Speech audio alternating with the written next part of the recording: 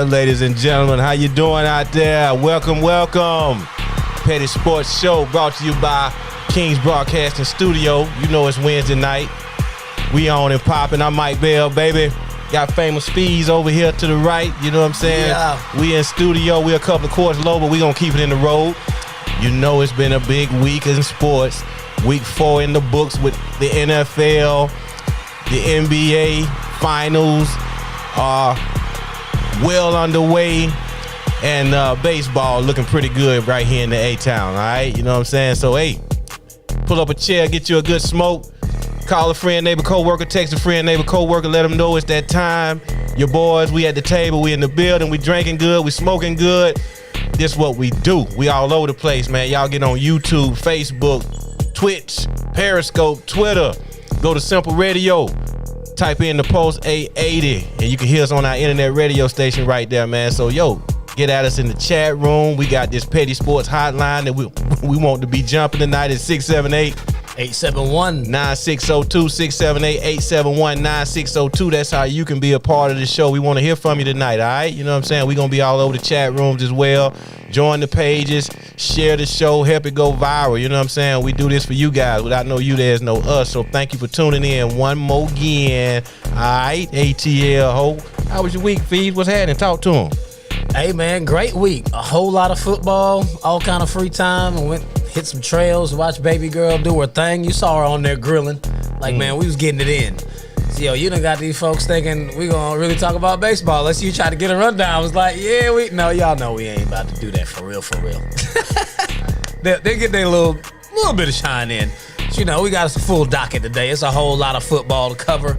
We're gonna start the show off with them NBA finals. I know y'all want to hear what we gotta say. We got my man J4, the Hoops Prophet, coming in because, you know, he been dropping his prophecy on you. He can't leave you after 2 weeks, not after 3-1. So, you know, we bring my man back. So he about to be on live and direct in just a minute. We're going to talk about the NFL. We got a little bit of college football back. You know, it's starting to get cranked up. They started a while ago, but ain't nobody really cared just yet. So it's about that time. So, man, y'all go ahead. Stay tuned, man. Get your popcorn ready. Get a seat. Get you a smoke. Get you some J-Mo. That's how we do it. Man, you ready to get this thing? Hey, you know I stay ready, baby. You stay ready. What you got to get ready for? It's that time. You know what I'm saying? Our time to shine. You know what it is. Okay, so, you know, without further ado, man, let's holler at the Hoops Prophet. J4, what's popping? Man, what up, Petty Sports family, man? You know what it is, man. Y'all, some brothers thought I was ducking and dodging Mike Bell. I'm live, FamousFeez. I'm back in the building, boy, like I left something. What's up? Hey, man, we glad to have you back, man. They say your title hanging in the balance these days, man. Hey, man, you know what I'm saying? Hey, brother, you got to understand prophecy, man. Like they say, it's a long road to Damascus, baby. But I tell you what, boy, Miami done showed and proved, boy. You saw them numbers, man, that Jimmy is hanging on the boy LeBron, you know what I'm saying? So y'all got to understand this prophecy, brothers. Let's get into it, man. Hey, yes, I want to. We need to. The people want to hear.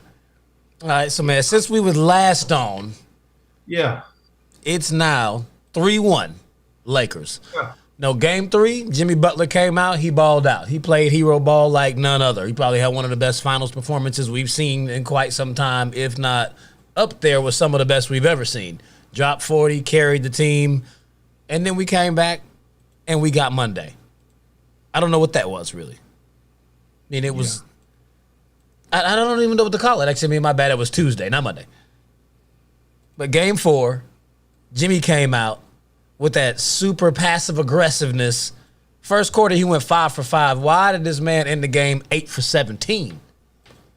Where were the rest of the shots at? If you that hot, man, let them fly. You went 3 for 12 for the rest of the game after you started off 5 for 5. Well, you played 43 minutes and you only took 17 shots, and you the man. You know what it took for you to win game 3. Your supporting cast is not supplying all those points. Unlike the flip side, the Lakers actually are getting quite a bit of production out of the bench each night. I mean, LeBron and AD are doing what they're supposed to do, but each night somebody else steps up. Outside of game 3, I mean, game 3 wasn't bad for the Lakers. Jimmy just was playing out of his mind. So, I mean, you're giving us the hoop prophecy, and you told us Jimmy was there, and then Jimmy showed up right after you came on and said he was going to do it. So we're like, all right, J4 might be on to something. Thought we might have been looking at 2-2 when we came on here to talk tonight. So, man, at 3-1, is there a chance the Heat get back into the series? Like, what's going to happen here? I mean, we got to be real, man. We know Bron's history, man. You know what I'm saying? So we're not talking about a regular man when it comes to these finals. You know what I'm saying? So I think you see the evolution of teams and, you know what I'm saying, them stepping up in growth. I think you've seen Miami grow. I think we've seen Tyler Hero become a phenomenon, number one selling jersey in the NBA right now, right? So you've seen these boys grow. I just think it's really a shame that we didn't get to see Miami at full strength. Bam hasn't even been himself the 1.5 games he played. You haven't gotten a full Bam.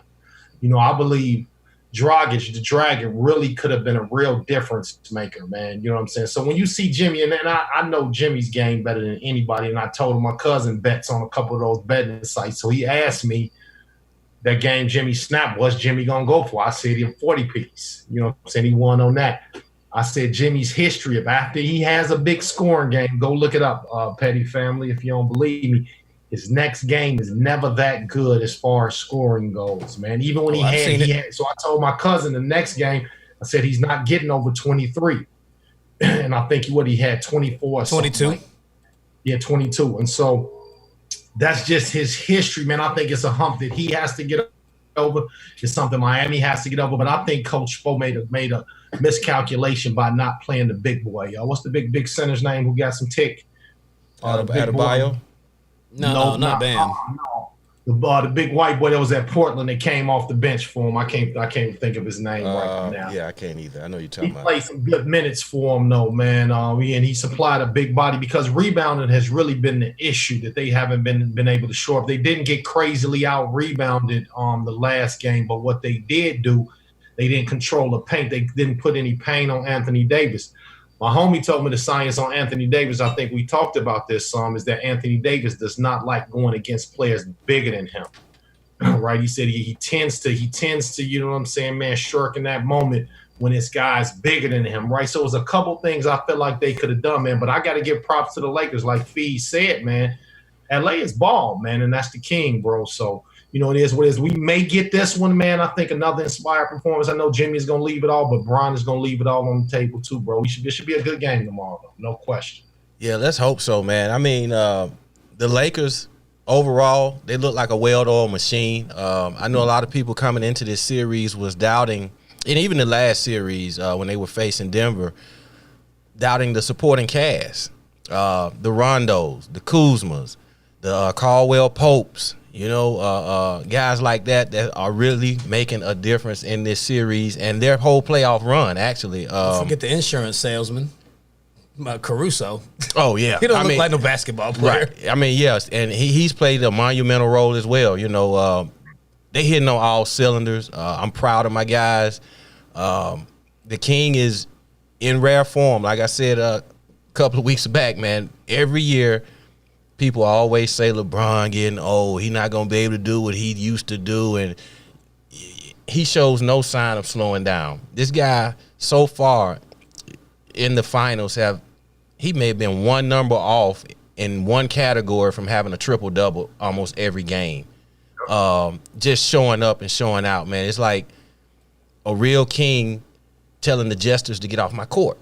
You know what I'm saying? You guys are a joke. You know, even though Miami, like I said, I like Miami when they were coming. I rock with those guys. I just don't think they have enough in their ass to make it do what it do against the Lakers, man. And it's showing. And I think we talked about Jimmy Butler being in the conversation as a superstar. This is probably why he's not yet in that conversation, because you have to come with that same energy every night, night in and night out, especially in the big games. And he is known to take some games off.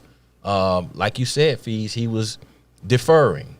He was facilitating like they had the better team. It's like, nah, you got to go. Exactly. Yeah, I'm looking for that Jimmy Butler to show up to where, you know, what was that game he was in where he said, I'm not passing to anybody.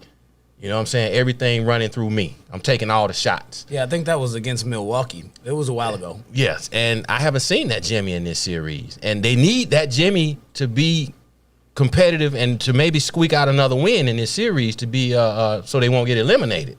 But it's going to be tough. I think LeBron and AD, they smell blood in the water, and They coming for these guys, man, and I can almost let me say something to your point, man. I read a really dope article where it talked about like Jimmy's progression on his various teams when he was with the Bulls. He was doing like on those his last couple of years that he was a primary scorer, almost averaging 25.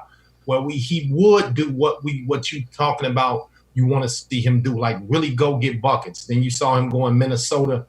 That's when he kind of got into that facilitator mode, kind of settling in a little bit. Then second half of the season, he turned it up.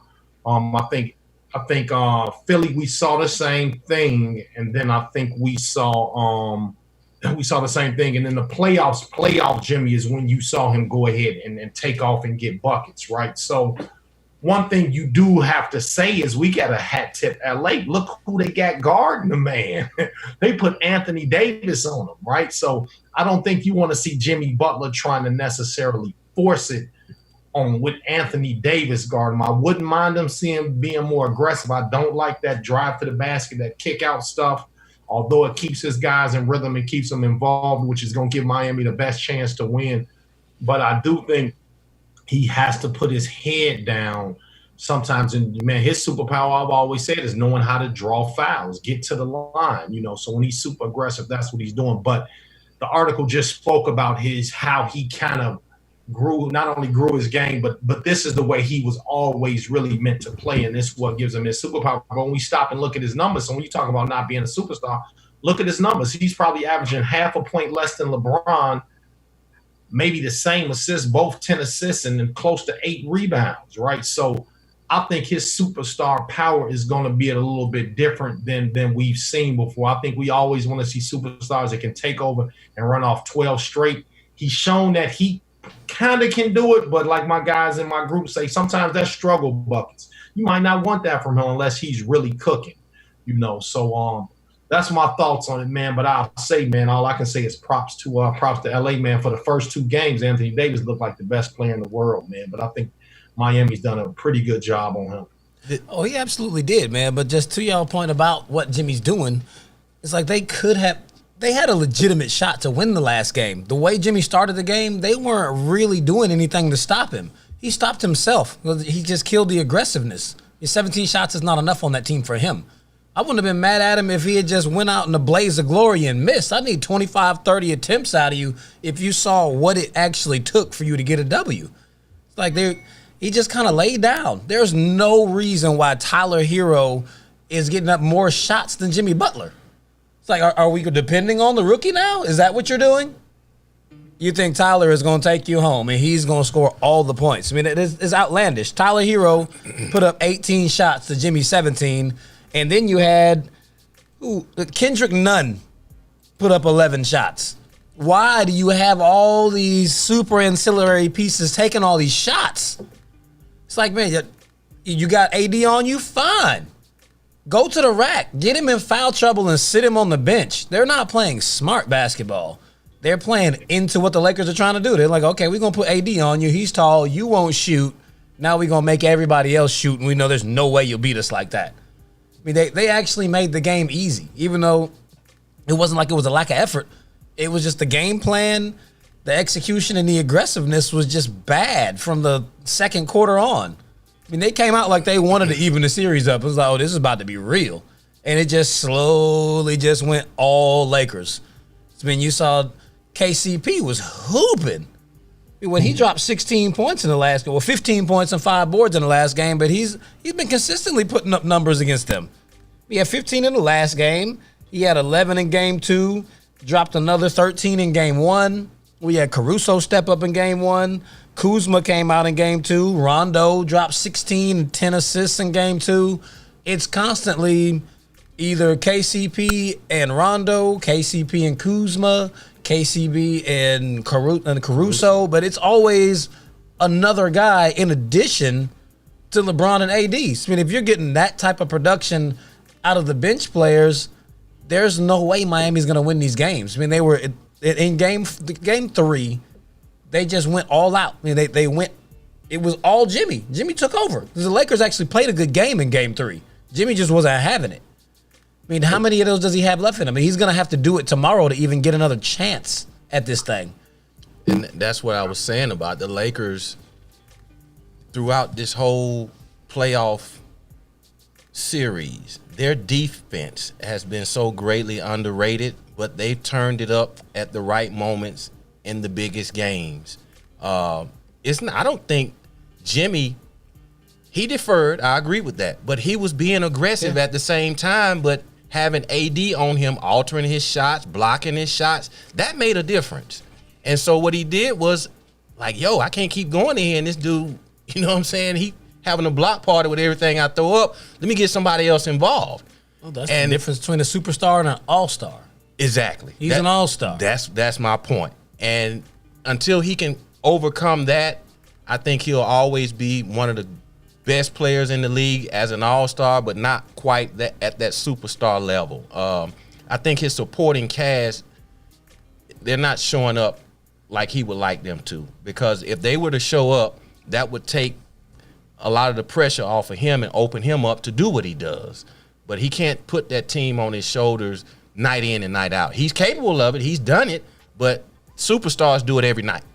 They come with it every night. What you've noticed is his supporting cast plays better when he does it, though. Just if he presses the issue, they take on that mentality too. That's right. He's placing a burden on them by dropping all these, like just dishing every time, waiting on them to get it going. They need him to get it going, and they'll ride with you. It doesn't work the other way.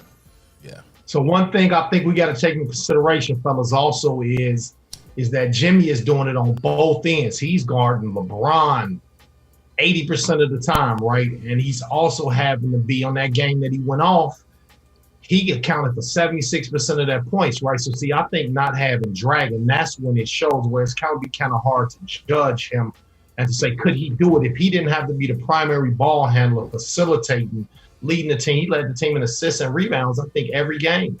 You know, not having to take on that level of burden and defensively. I don't know, when we start talking about superstars, what superstars out there can actually do that, guard the best player, and not only the best player in that game, but the best player in the league, the most important player in the league. Really guard him to the best of your ability. Not saying you're going to shut him down, but to make him work. And then on the other end, be that aggressive offensively. LeBron isn't guarding Jimmy, right? You know, not as a primary defender. And so you think about that, I don't think it's a fair, and I don't even think that Jimmy is necessarily on that rung to some of the guys who can take over. But how many guys could do it? I think you got some superb offensive talents like a Bradley Beal, but he's not going to give you what Jimmy is going to give you on the other end. That's you right. Got supreme scorers like a Damian Lillard who are going, man, they can get buckets when they need to, Jamal Murray, but they aren't going to affect the game the same way Jimmy does on the defensive end. And also, I don't think they play make as well as Jimmy. So when we talk about he's probably not on the run when you talk about an Anthony Davis, a LeBron James, a James Harden. I can't say, does he affect the game as much as James Harden? We could debate that. You know what I'm saying? Steph Curry, no.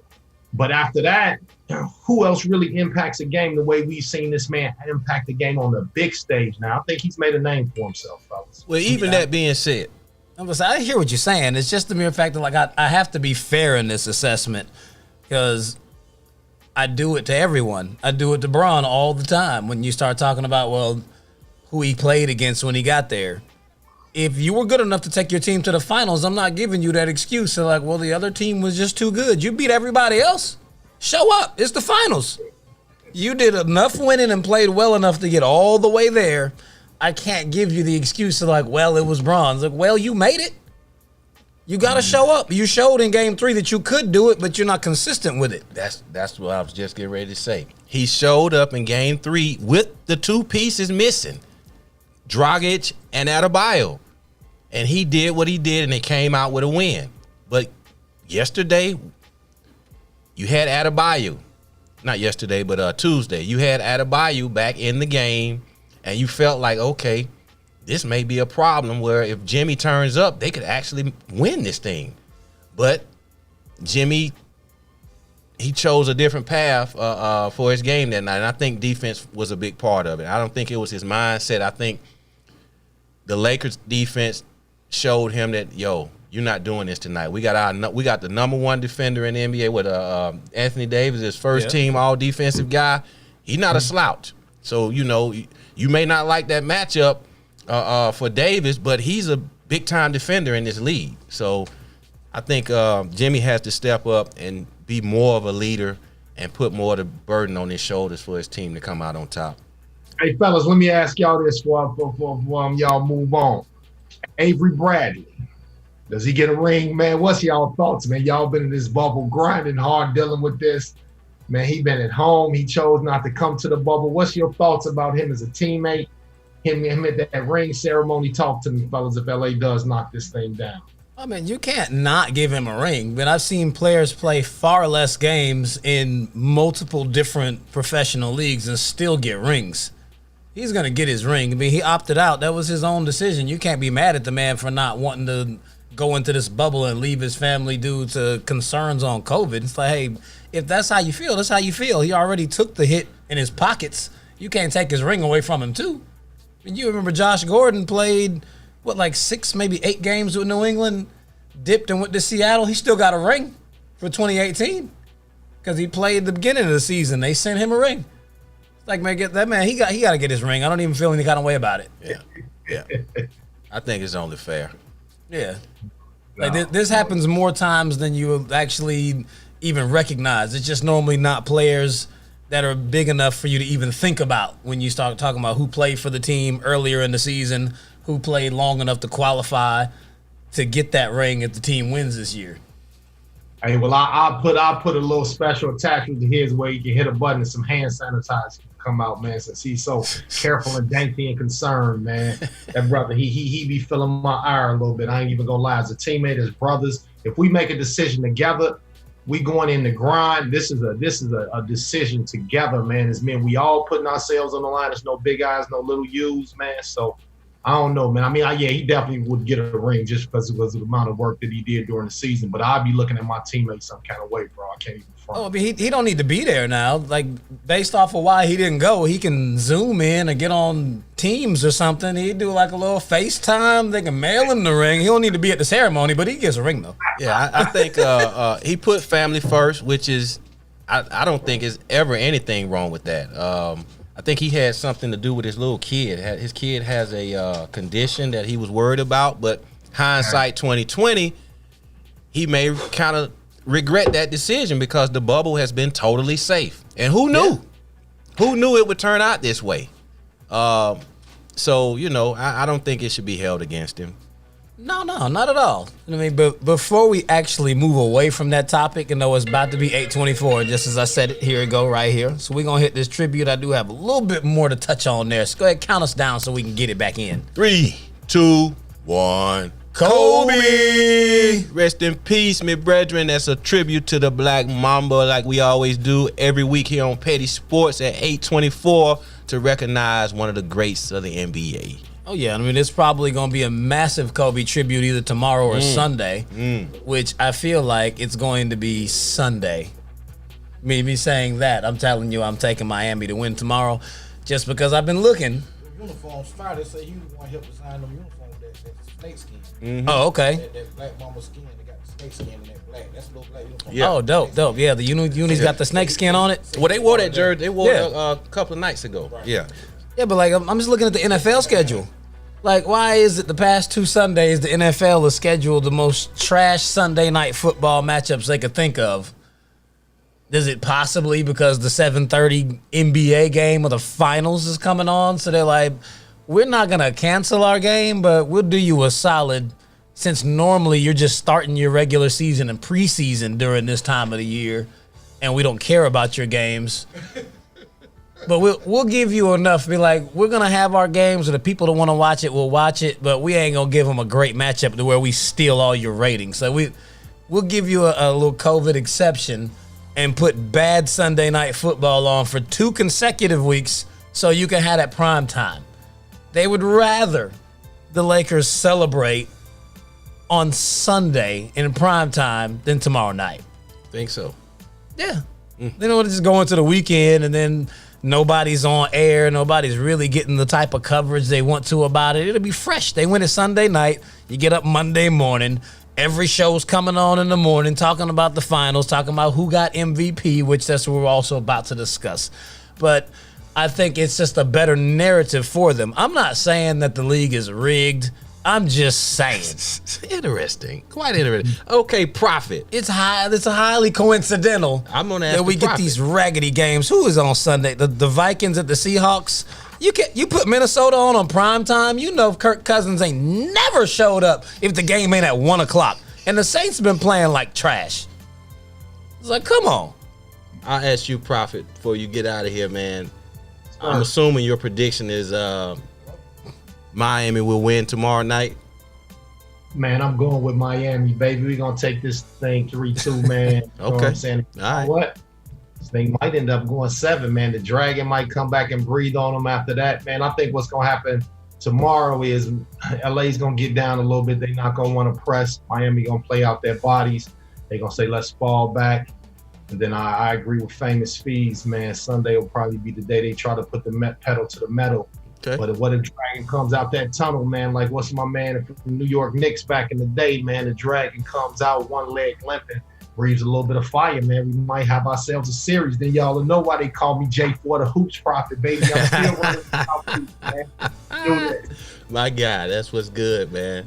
You don't think they win the series in 6? There'll be a flip the numbers narrative and be like they won the series 2 games to 4 for Kobe.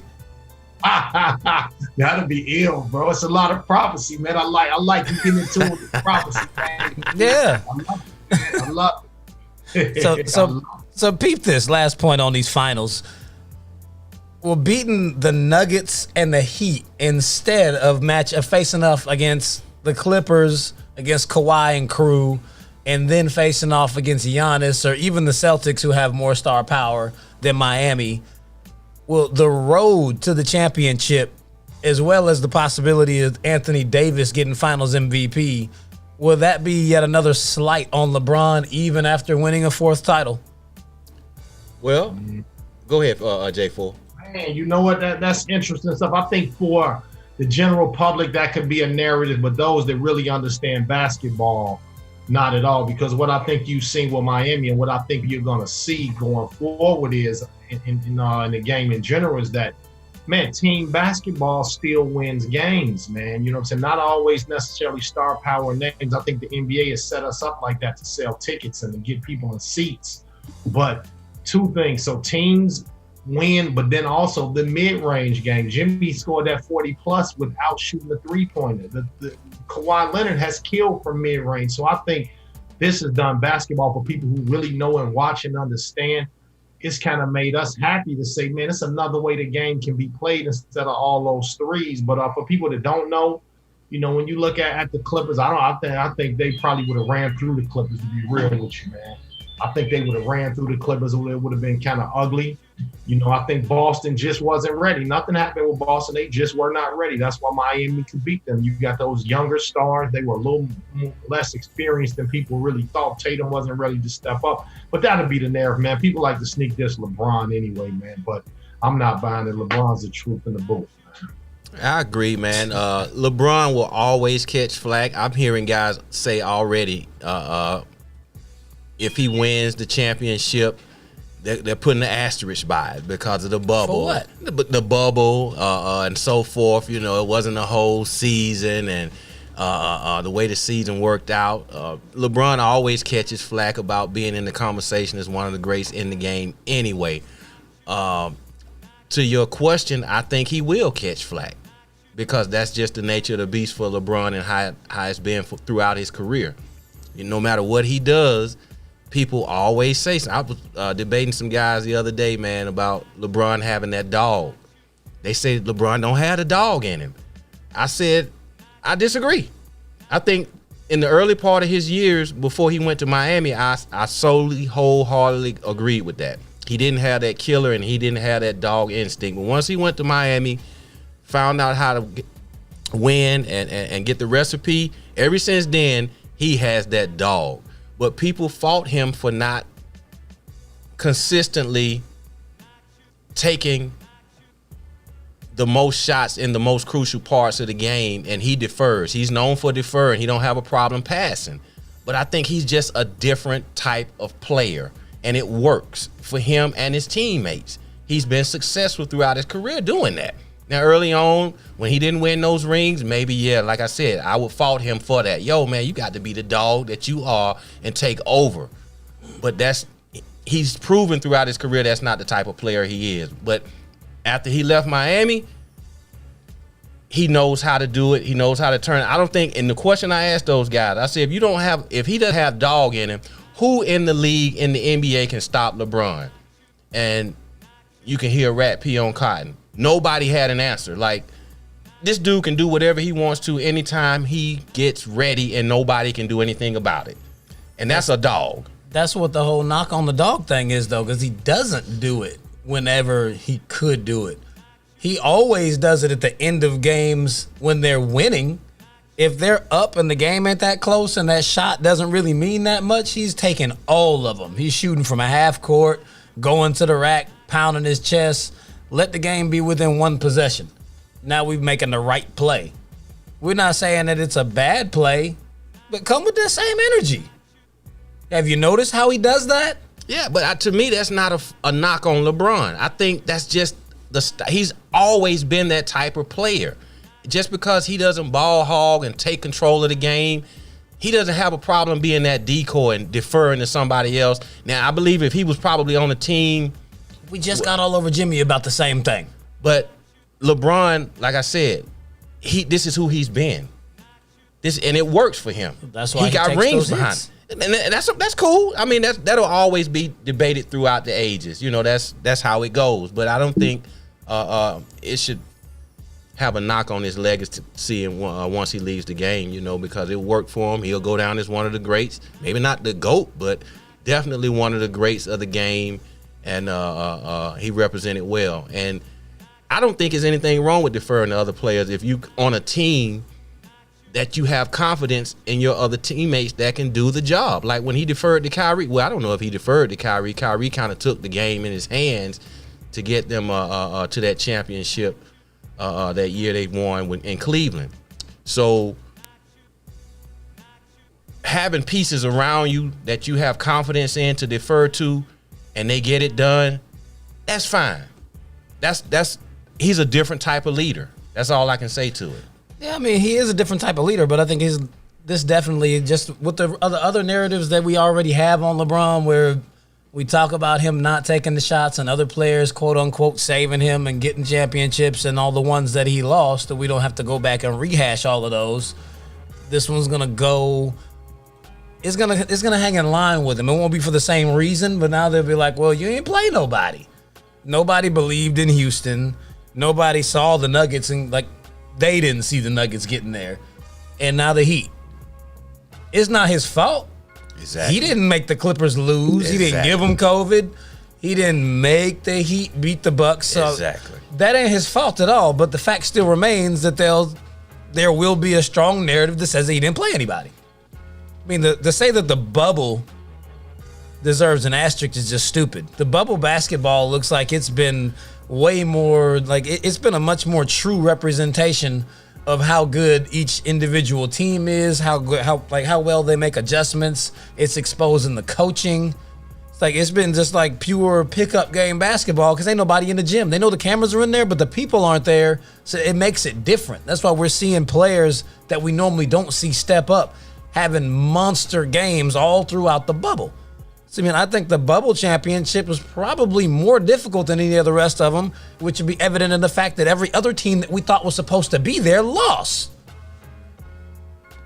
I don't think Denver makes it to the Western Conference Finals if they're having to play home and aways. It ain't the same when you in somebody else's arena. When you level the playing field, we saw a different Denver team.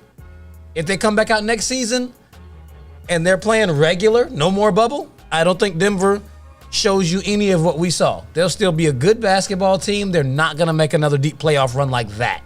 But the playing field is leveled. That's what I'm saying. It is leveled in the bubble. That's what I'm saying. The bubble is actually more difficult than what we're used to seeing because you don't have the anxiety of playing in front of the away crowd and everybody in there against you. There's a lot of guys who can't play under that kind of pressure, but they are actually good enough to be all-star level players in the NBA. They don't perform in front of all those people. So do you think in a regular scenario without COVID, Denver if they faced the Clippers with that nightmare matchup that they had against Denver, they would have prevailed. Oh, Clippers. absolutely. Had they been playing normal, I think we would have got Lakers Clippers. It would have been a full Staples Center series. Wow. I still don't think they would have had an answer for what they were doing down low with the Joker. That was a big piece in the reason why they lost. It's different when you're playing in front of crowds. For a lot of the better players in the league, the crowd actually is what drives them. Okay.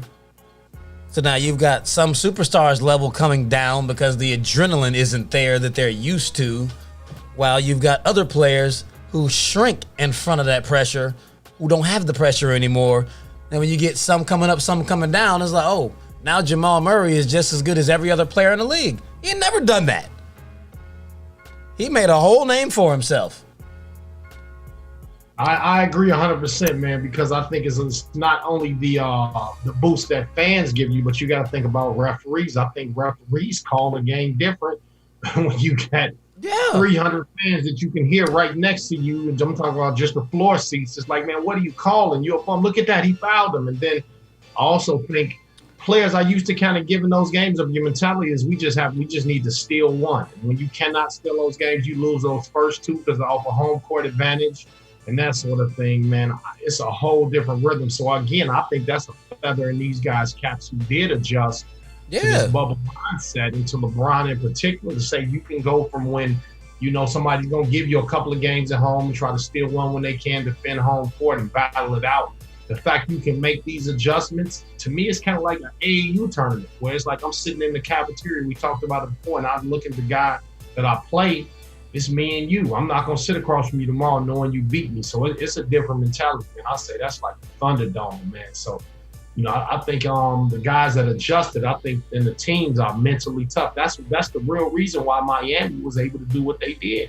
Miami couldn't have had this run, man. They had to go to Milwaukee and play and that sort of thing. They're a good team, but the travel, you know, that sort of thing, the expectation, some of it is self-fulfilling prophecy. You don't expect to go to somebody's house and get 2-0 up on them. That just does not happen. Somebody with home court advantage and you end up 2-0 on them. And you now you get to go home. Like, nah. Yeah, it doesn't happen. All right. Absolutely, man. So yeah, man, we had to break that thing all the way down. Like the NBA got the better part of the first half of the show this week. So we got plenty more to cover. We got my man Jansen coming on in just a little bit, so y'all most definitely stay tuned for some of this NFL action. Man, J4 the Hoops Prophet, we appreciate you coming on, man. We're going to have you back next week for you to defend your crown if you still got any games. Otherwise, you're going to have some splaining to do. All love, brothers, man. It ain't no prophecies about concession, brother. We not doing revelations just yet, man. Much love to my petty sports fans. Y'all peace. All right, man. We appreciate you checking in, bro. Take it easy. Yes, sir. All right. Oh, yeah, for sure. Yeah, man. Before we jump into the next topic, man, my man Mike Beasley got to pay some bills for us, and we right back into this thing. Yes, ladies and gentlemen. Thank you for tuning in tonight to Petty Sports Wednesday. Well, it's not Wednesday. It's Thursday. Thursday night edition brought to you by Kingz Broadcasting Studios. We thank you so much for tuning in tonight to hear what we have to say about what's going on in this sports world out here, man. We just covered the NBA. We're moving on to the NFL next. But check us out on all the different platforms we on, man. We on the Book of Face, YouTube, Twitch, Periscope, Twitter, even on the internet radio station, man. So if you guys go to Simple Radio, that absolutely free app, Simple Radio, and type in Pulse 880, the Pulse 880 radio, and you can hear us on our internet radio station right there, man. And not only do all of our shows air on that network, we play music 24/7. All kinds of music. Hip hop, trap, R&B, gospel. You know what I'm saying? Old school. We go in. So check us out, man. You know what I'm saying? And we have a new addition, another platform that we're on where you can check us out. If you have a smart TV, Apple TV or Roku or anything like that, you can go and download another absolutely free app called Boxcast, Boxcast, Boxcast, one word. You type in Boxcast, download that app, and you can watch us on your television. type in Kingz Broadcasting, Kingz with a Z. Kingz Broadcasting on Boxcast on your smart TV, and you can watch us right there on your TV. You don't have to go through Facebook or YouTube or anything like that. You can just put us on the big screen right there, in your man cave or wherever you watch us from. You know what I'm saying? So check us out right there, man. And we thank everybody for joining once again.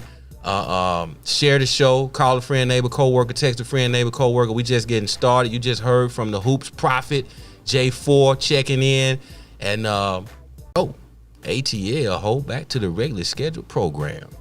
Yes, sir. So we getting back to the gridiron. I know some of y'all sitting up watching this Bucks-Chicago game. It's a little boring right now. Ain't a whole lot of action. Brady ain't put but 3 points on the board. We're going to get to Tampa Bay in just a hot second, too. They coming up. But before we touch base on that, we've officially seen our first COVID-altered NFL week. The Steelers and the Titans game got rescheduled. So now they pushed that on out to week 7. Then the Patriots and the Chiefs game got moved to Monday night with no Cam. So now seeing as how we keep seeing NFL games move, just before we went on the air, we found out that the Bills and the Titans game got moved to Tuesday night, and the Denver Broncos and New England Patriots has been moved to Monday night. So, I mean, it's the same teams that keep moving. It's like, how they're going to keep exposing these teams and these players to other teams for this thing to spread. I mean, how should the NFL approach this moving forward? Is it starting to really look like we're not going to finish this season?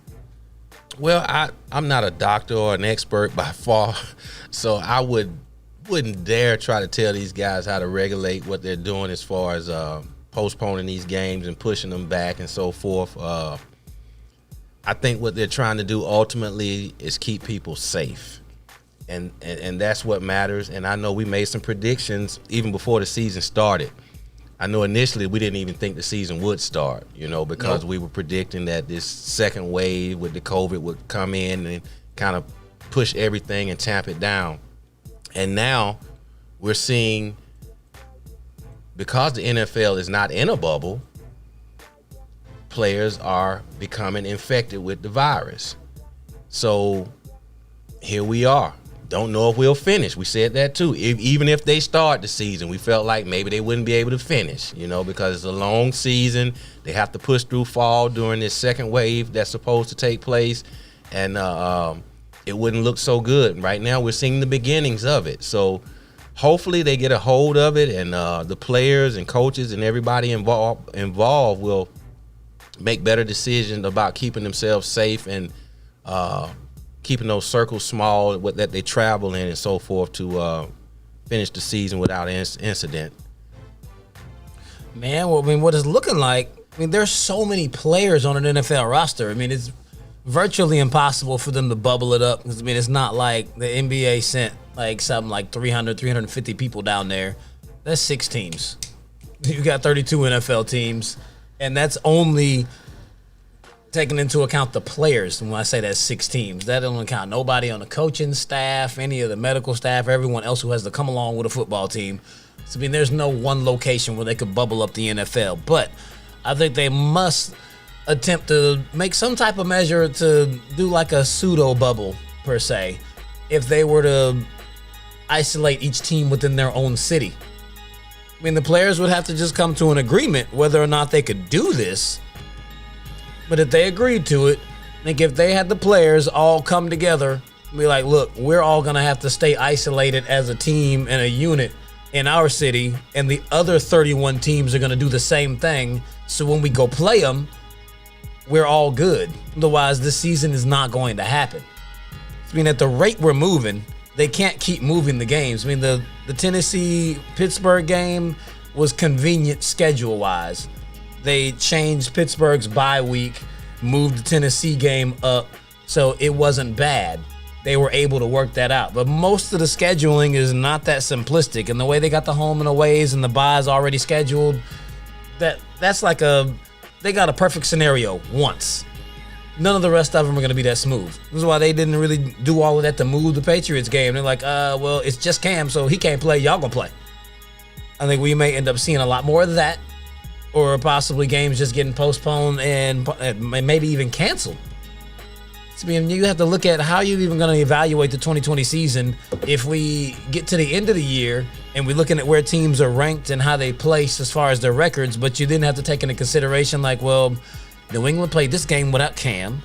Kansas City played this big game without Pat Mahomes. Seattle was one game back, but they played this major game without Russell Wilson. When it's the quarterback, it's way deeper. Yeah. It's not like it's some backup player or one of your wide receivers is out. The quarterback runs the team. So, I mean, I think that they'll have to come up with a much bigger solution than what they're currently doing. Otherwise, there's no way they're going to make it to the end of the season if it just keeps going on as current. Well, I agree with you in part, but I believe this was all baked in. They couldn't have imagined going through the whole season without anybody being infected. And that's why they're making the adjustments accordingly. They seem to be pretty seamless up to now, because it's only one or two teams here that have been infected like that. I have a question. I don't know if you had an answer, but Okay. how do they go about finding the players and the organizations because these guys wound up positive?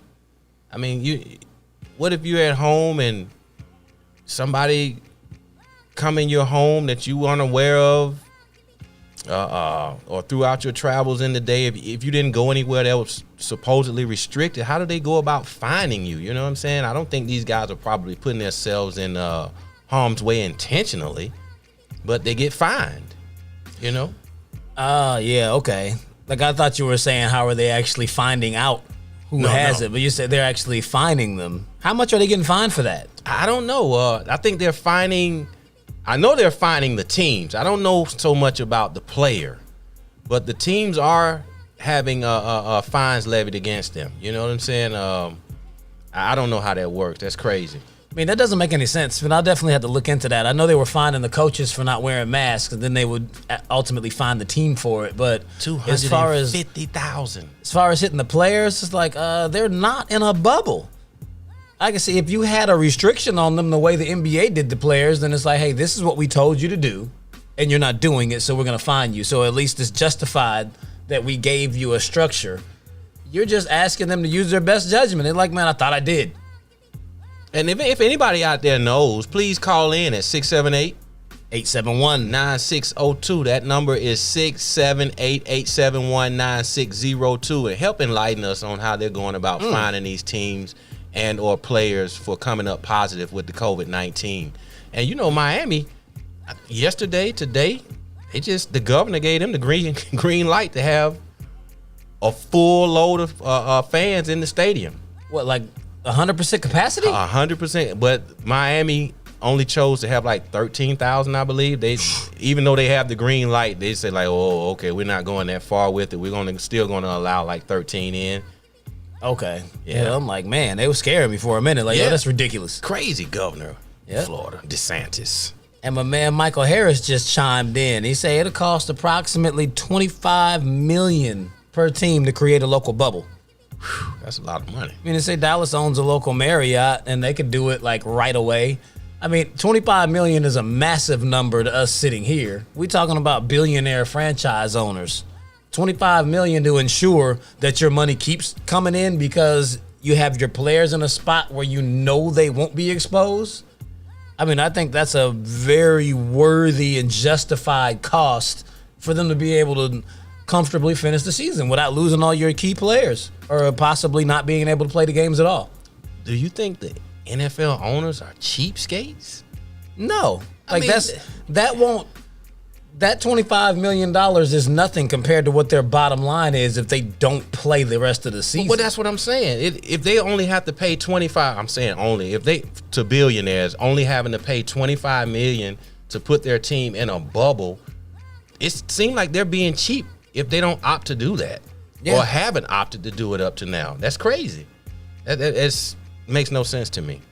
Well, I mean, they got to get the players to buy into it. I mean, they can't just levy that, okay, everybody has to be there. They didn't discuss this moving into the season, so the players have to agree to it. The NFL Players Association will step in if they try to just do that. Well, I mean, the NBA set a good precedent. Yeah. Because it worked seamlessly. Nobody in the bubble was infected. as far as players that we know, I guess that's all that matters to us, the players and coaches. But it worked. Basketball teams are so much smaller, and Yeah. they didn't even send the whole league. They sent 22 of the 30 teams. Right. I mean, 22 basketball teams. When you start talking about bringing staff and everybody with you, that may be 2, 3 tops for football.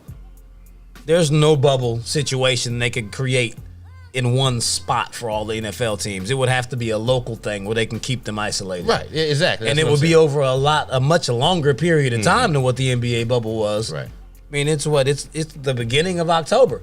We talking about teams that are trying to go to the Super Bowl. If you figure you're a contender, you're sitting in this bubble from October to February. That's a long time. Well, if you're paying these guys millions and millions of dollars, I think that's a small sacrifice. They have to agree to it, though. I You agree. can't just Yeah, that's put right. it on them. That's right. That's right. I wondered if they propose it. I don't know. I would say I doubt it, but at this point, they have to be talking about it. For the fact that we've already projected how much it's going to cost, clearly this has been mulled over to some extent. There you have it. Yeah, man. So we're going to stick with the COVID NFL topic to one that's just thoroughly disgusted me. The defending Super Bowl champion Kansas City Chiefs just narrowly escaped the camless Patriots team Monday night, 26-10. So, I mean, I have a question and I have a lot of reflection.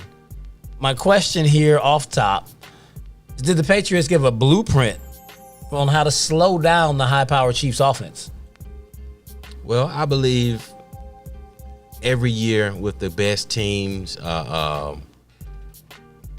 when they struggle or have a loss on their record, other teams study that film to see what they were doing to cause that to happen. I don't think it's any different. I still think they're the Kansas City cheat code. It's not a whole lot you can do to stop that high-powered offense. You may be able to slow it down, but to come out with the W at the end, that's a whole nother story. You have to have a whole lot working for you, mainly that quarterback position, and you need a running game, defense.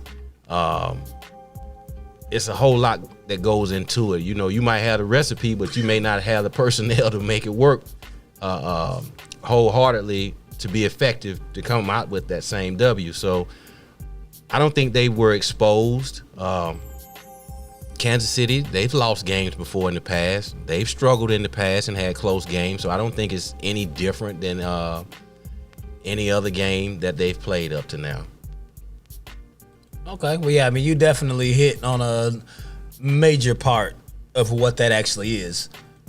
So to answer the blueprint question, yes, they did put out a blueprint, but they didn't put it out tonight or this week. This is the same thing that New England does against the Chiefs every time they play against them. They said they showed a graphic, which I had actually already let y'all know when I was starting to analyze this last week. Saying Pat Mahomes has only had 3 games since he's been a starter in the NFL where he did not throw a touchdown in the first half of the game. All 3 of them they've been against New England. Right. They have the scheme and the personnel to actually do this. So yes, the blueprint is there, but who else's secondary and schemes are up to par with that? You can know what to do, but that don't mean you can do it. It's like the New York Giants put out a blueprint on how to stop Brady when he was reeling off win after win in Super Bowls. But that don't mean everybody could do it. Right. The New York Giants had probably the best defensive front 4 that we've ever seen. I mean, to this day, that game was 13 years ago, and you can name off all 4 starters and the backup on their defensive line. I would challenge anyone to name a whole defensive front 4 and the reserve from a team that played over a decade ago. I mean, we all remember Canty, Tuck, Strahan, O.C. Umenyiora, and JPP was coming off the bench because they had those 4 out there. You were able to get pressure and a lot of pressure and get sacks, not blitzing, and leave 7 in coverage. The Patriots did something semi-similar against Pat Mahomes, but they didn't have the front 4 to get that pressure. They just, it was oftentimes they only blitzed 3. They sent 1 person up there to spy on Mahomes. He's not that fast, so they're not really worried about him running. But they had all kinds of DBs back there on coverage and top flight DBs at that. I mean, he was not getting off in that game. He threw for 236 yards and 2 touchdowns, and those 2 touchdowns are technically touchdowns. No, you might look at me and be like, oh, you hating. If you watch the game, his 2 touchdowns were both jet sweeps. He didn't throw the ball. Those were end arounds, wide receiver ran in front of him, and he just scooted the ball to him. Those were run plays. He didn't actually throw any touchdowns, and he got away with 3 interceptions. Now, Devin McCourty dropped 1 in the first half. J.C. Jones dropped 1 in the second half. And then the refs just completely blew the call on what was at one point supposed to be a sack, which would they end up calling it a sacking in the grass. But he fumbled the ball trying to throw it. And even before the ball hit the ground, the ball was intercepted. So regardless, if you want to talk about was his arm moving forward, it doesn't matter. The ball didn't even hit the ground. Referee blew it dead. Just called it in the grass. So, I mean, you had 3 turnovers that you got away with. 1 which was just egregiously gifted back to you. In addition to the piss-poor quarterback play of Brian Hoyer and Jarrett Stidham. These 2 guys, like, I just had to just take a moment for all the folks, for all of Patriot Nation, all us good Patriot fans, and all those folks that were just like, oh, we don't like Cam. Cam is a diva. We don't like his attitude. I don't like the way he dressed, and he pouts, and he didn't dive for the ball in the Super Bowl, and he's not accurate. I'm going to need you to keep that same energy and just go root for the Bucs. Now that you see that the 2 guys that you wanted are beyond trash, like, oh, we could have won that game if Cam had played. Yes, we could have won that game if Cam had played. Brian Hoyer runs the clock out at the end of the second quarter. All because he took a sack. He had all day in the pocket. It's not like he was getting pressured. He went back there. Nobody was open. He just held it, looked at the rush coming, and then tried to channel his inner Russell Wilson, even though he runs a 5.6 40 and then gets sacked and the clock runs out, where he tries to call a timeout that we do not have because the quarterback doesn't know how many timeouts you have left at the end of the quarter, at the end of the half, and then comes back in the second half and does the same thing. He holds the ball. The rush got back there. The man got a hand on him. They still got an extra block. They're like, okay, you feel the pressure because he touched you. And you still sat there and just held it like, I got about 15 more minutes. And then you get stripped. At the very worst, that should have been 6 points. Cam plays. New England would have been up at least 24-6 at the half. They would have coasted into that W. I mean, Pat Mahomes was let so far off the hook for what he did not do. I mean, New England they won every part of that game other than the turnover battle, which ultimately cost them the game. They had more yards gained, 357 to 323, more first down, only 3 punts to Kansas City's 4. You only punted 3 times and you could only muster 10 points. So you're moving the ball up and down the field. So you rushed for 185 yards. They deployed Damian Harris for the first time he's ever gotten a start, and they gave him a full load, 17 carries for 100 yards. Rex Burkhead still had a decent game rushing. All the running backs came in. They did their job. Everyone did their job except for the quarterbacks. That's right. You can't win with quarterback play like that. I mean, you see, I done pissed myself off all the way over again. I walked into that game Monday night. I sat down, was like, I just hope we can keep this respectable. Right. I hope they don't run the score up because I know our 2 backup quarterbacks suck. But then we came out, the defense played so well. It was like, hold up, we're going to hold these boys to 6 points through 3 quarters? We can win this. The defense is going to play that good. Brian Hoyer is like, man, hold my beer. I'm going to show you we can run up and down the field and still not score any damn points. If Cam's not clear to play against Denver, I vote that Julian Edelman play. Otherwise, we need to have like a raffle. I could have played quarterback and we would have won. Anybody. Yeah. Bring back Mohamed Sanu. He could have played quarterback. He could throw a little bit. Anything is better than Brian Hoyer and Jarrett Stidham. Cut them. Pick up somebody off the way. Go get me Colin Kaepernick on the bench to back up Cam and get rid of the other 2. He can run the same offense. I can't deal with them. I don't want to ever see Brian Hoyer or Jarrett Stidham back in a football game in a Patriots uniform. Boy, you come down hard on those guys. And, that's one of the reasons I picked New England to win that game. But something you said earlier, because KC struggles with the Patriots. Yeah. And I felt like maybe they might just have enough with the defense and so forth to pull it out. Well, we didn't know Cam wasn't playing last Wednesday. But that too. But I think for sure, hindsight 2020, looking at the way the game turned out, Cam would have pulled that out. And I think KC, they were missing a couple of their key players on offense. I forget who they were. Like, one was a receiver. Only person I know was out was Jones on defense. And I think they had an offensive guy out. May have been two defensive guys, but they didn't have a full load either. But that being said, I still think New England with Cam would have pulled a victory out. Oh, yeah. They shocked the world coming in the way they did. I felt like Hoyer might be able to hold it in the road enough to be a game manager enough to pull it out, but they didn't. Hoyer was throwing the ball the way people were projecting Cam would be throwing, overthrowing passes, rushing it, trying to do too much. That was all Hoyer. Like, all he had to do was make the safe throws. Yeah. Throw the ball away when it's not there. I agree. This is his third trip to New England. He's supposed to know the system and what they're trying to do. He's been there multiple times. It's a damn shame. I don't even want to talk about it no more. We're going to move. I know, man. We're going to move. I see smoke coming out of your ears a little bit. We're going to talk about these Bucks that are on the TV right now. They out there in a dogfight with Chicago. They're probably, I couldn't say they're the worst 3-1 team in the league because Cleveland's also 3-1. But they're definitely a pretender 3-1. Really? Chicago ain't played nobody. Oh, you talking about Cleveland or Chicago being pretenders? Both of them. Okay. Cleveland have the roster, but there's no way they're going to keep that up. No way at all. I just have no faith in them sustaining any level of play like that. As far as Chicago, who did they beat really? Hey, man. They got week 1. Oh, God. DeAndre Swift dropped the game-winning touchdown in the end zone that Matt Stafford dropped right in the pocket. That was an L. Yeah. Then the Falcons gave them a game when they brought in Nick Foles. And then they lost to the Colts. The Colts are the only viable team they've faced off against this season, and they lost. They ain't played nobody. I'm not sold on Chicago at all. They're going to lose this game tonight. They're going to keep losing. Nobody worried about the Bears. That 3-1 record is solely based off of schedule. It's not going to stay that way. Just like I told you about the Raiders.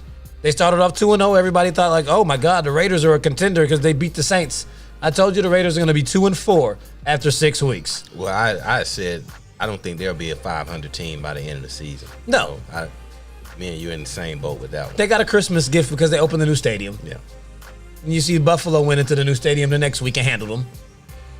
So they lost to the Patriots and the Bills in consecutive weeks. They're going to keep losing. Because you know what they got this week? The Chiefs. And then the Bucks. 2-4. That's what I see for them. Well, even with that being said about New England and what you opened up with, I stated from the beginning of the season, even almost every week, you won't know who New England is until about that 4th or 5th week. And we're finding out right now that they have an identity. Brady is starting to put his stamp on this team.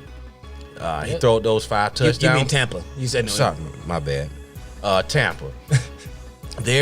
He threw those 5 TDs to bring them back to win the game they showed up in last week. Against the Chargers. They're for real. I think Tom Brady is in a rhythm now. Everybody understands their role and what's expected, and they're going out and achieving what they're doing, what they're supposed to do. I think Gronk, he may be the only piece that's still playing catch up. You're waiting for him to kind of hit his stride and have some resemblance of who we're used to seeing. And that has not happened yet. And I think once that happens, watch out. Yeah, I mean, I'm like, I want to be impressed with what the Bucks did. If they had come out and Brady had thrown those 5 touchdowns and they had cruised through the game, then I've been like, okay, this Bucks team is looking like what we thought they had potential to be. The fact that they were down 24-7 to this team with the rookie quarterback, Justin Herbert, out there, I mean, they were getting destroyed.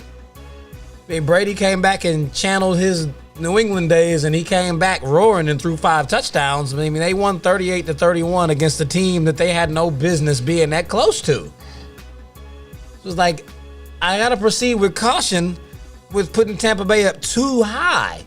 If you're going to let the Chargers get a lead like that on you, you suspect you're going to be able to come back like that against the premier teams? Let Green Bay get a lead like that on you and see that you won't never be back in that game. Let the Chiefs get up on you. Let Baltimore get up on you. Hell, if they play against these Cam Newton New England squad with that defense, they get up on you, you're not coming back. The defense is way too good, and the offense will keep scoring. Like, they dodged a bullet against the Chargers. I mean, they've now got a little handle on this game. They're up 10-0 against Chicago, and ain't nobody got no faith in Nick Foles. Right. They're trying to pub the game as a Super Bowl 52 rematch. Like, bro, Nick Foles ain't never had no great regular season. He's good from week 12 into the playoffs.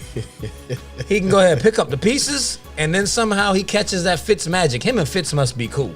They got to be partners or something. Fitz is the beginning of the season wonder. Nick Foles is the end of the season guy. He shouldn't be playing in week 5. It's too early for him. He's going to blow this game. They're still in it. Guarantee you, Chicago's not getting back in it. There we go. They almost threw an interception right as I spoke. Right. That's right. Yeah, so I mean, we'll see what Tampa Bay is looking like moving forward. So no, they got the Raiders next week, and then they face off against Green Bay. Well, I mean, that'll be a major test for them. The way Aaron Rodgers is playing, Green Bay coming in town, you get the Battle of the Bay. We'll see where they are, where you get into a game where you got to come out guns blazing from the opening kickoff all the way through, because that team is coming in clicking on all cylinders. And let me say this about just sports in general, and even in football, since we're speaking of that. Mm-hmm. Winning the games that you're supposed to win goes a long ways for team confidence and developing that chemistry. And I think that's where New England, I keep saying New England, but that's where Tampa Bay is right now. They're in that zone where, like I said, everybody's trying to figure out their role and what they're supposed to be doing on the field and what's expected. And winning the games that you're supposed to win goes a long ways in helping you build that confidence and momentum when you face the better teams like a Green Bay. Hopefully by then they'll have it all figured out and we're in for a damn shootout come week 6. Yeah, that's just 2 weeks. Yeah. Week 6, we'll see what's really going on. Yeah, well, I think that's week 7. Okay. All right, math a little. Because we're in week 5 right now. They got the Raiders. Yeah, that's week 7. Got the Rams. Okay, that's right. That's right. Yeah. Yeah, they playing today. That's right. Yeah, I mean, if you're taking into consideration the fact that there was no preseason, no OTAs, they didn't get a chance to actually get formal work and get anything together, then yes, they do look very good. But as far as what we thought they could be, they've not arrived there yet. Right. I agree. They do seem to be trending in that direction. We just can't quite give them that yet. Understandably so. Yep, so I mean, we'll see with Tampa. They got a little time. Oh yeah. So I mean, now we're gonna hit a couple of these little topics real quick. It's not gonna be the fast 5, but we're gonna hit these topics. All right. We got time. Run it. We don't need to rush them. That's right. This man, Bill O'Brien, the man got fired in his 5th season after starting off 0-4. Mind you, they started off the season playing Baltimore, Kansas City, Pittsburgh, and then who did they just lose to? They lost to Minnesota. So if you're in Minnesota, okay, you were supposed to win that game. But those first 3 games, you realize the 3 teams that beat you in the first 3 weeks were undefeated until Kansas City and Baltimore actually played each other. I mean, those were considered the 2 best teams in the NFL, and you played them week 1 and week 2. I mean, I'm not saying that Bill O'Brien is not the problem over there, but if we look at that situation right here in our backyard, it's another coach that started off 0-4 that still has his job, and his resume don't look like Bill O'Brien's. He did take the team to the Super Bowl, but since then, it's been a lot of nothing. Bill O'Brien's got 5 years in, won his division 4 times, Been to the playoffs 4 times. They were up in the divisional round against Kansas City 24-0 before his team imploded. And then he came out and played the 2 best teams in the league and then an undefeated Pittsburgh team and got fired. I mean, given the type of rope that other coaches have been getting is crazy.